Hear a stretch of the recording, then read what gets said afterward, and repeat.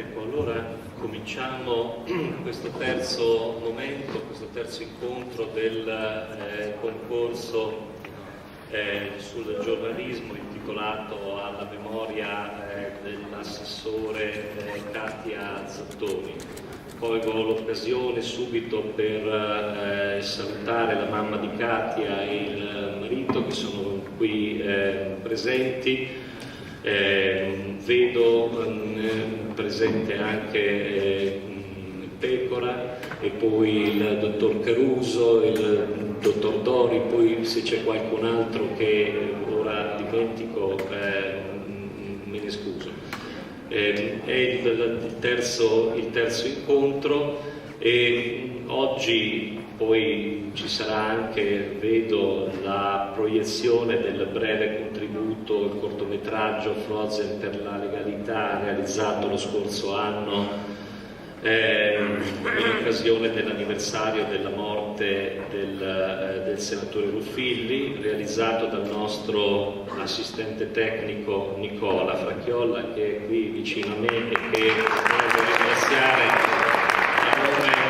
a nome di tutta la scuola per le iniziative alle quali ormai lega il suo nome. Sono veramente brevissimo filmato, lo dico per chi non l'avesse mai visto, ma intenso, della cerimonia fatta lo scorso anno. Il tema oggi è inchiesta a testa alta, la mafia uccide anche in inverno. E vedete l'epigrafe, non so, adesso vedete specialmente per noi miopi, una specie di provocazione quella che sto dicendo, c'è in epigrafe una frase significativa del compianto giudice Paolo Borsellino. E relatori, e sono qui accanto a me, relatori sono la giornalista Ester Castano, premio Pippo Fava, alla quale tributiamo un applauso, e il giornalista autore di La bestia e come nuvole nere, vittime innocenti, che è qui alla mia sinistra, Raffaele Sardo. Non è presente, non è potuto arrivare, vero, invece Danilo Chirico dell'Associazione Da Sud è autore di Dimenticati. A condurre la mattinata di riflessione il dottor Calogero Germanà, che è dirigente della Polizia di Stato, questore Piacenza, ma è stato anche questore presso la nostra questura di Forlì Cesena, che ringraziamo perché diciamo che ci fa molto onore, ecco, la sua presenza e la conduzione di questo evento.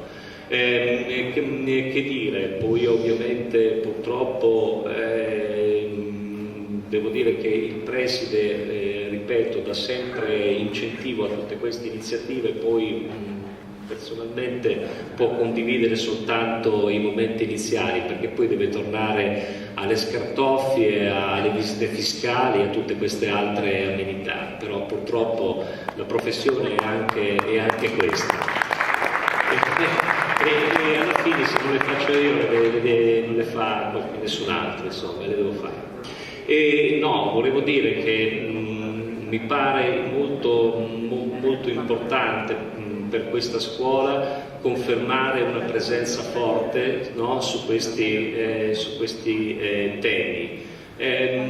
Fa molto onore a tutti quelli che qua dentro si sono impegnati a avere momenti come questi, in cui ci proponiamo a testa alta nei confronti anche della comunità cittadina.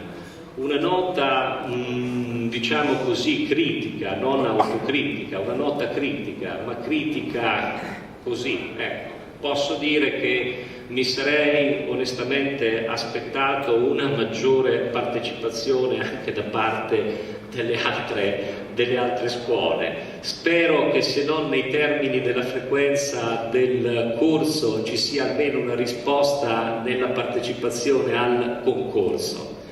Casomai vorrà dire questo e vorrà confermare quello che sempre penso, che gli istituti professionali non stanno all'ultimo posto, ma stanno al primo posto nella offerta formativa, e svolgono un'azione che dovrebbe essere maggiormente anche valorizzata. Devo dire comunque, prima c'era l'assessore Drei con cui parlavo, devo dire però che almeno da parte del comune, della provincia, dei nostri enti locali, quando sono state sviluppate queste iniziative, il supporto e l'aiuto c'è sempre stato. Però aiutano ovviamente chi si propone in maniera seria e costruttiva ed efficace. Chi non si propone non può venire nemmeno aiutato. Ecco, bene, la mia introduzione è finita. Il nostro impegno sulla legalità continua. La settimana prossima,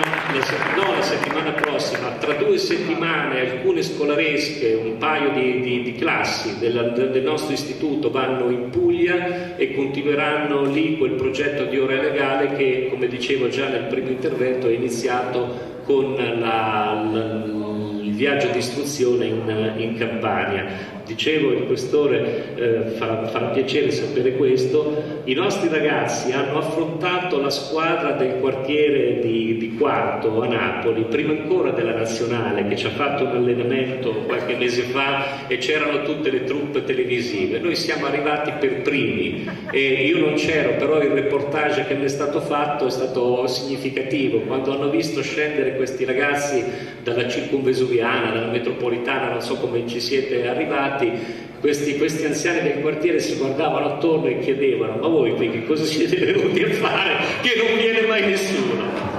Va bene, grazie. Do la parola adesso al dottor Germanà per l'avvio dell'iniziativa.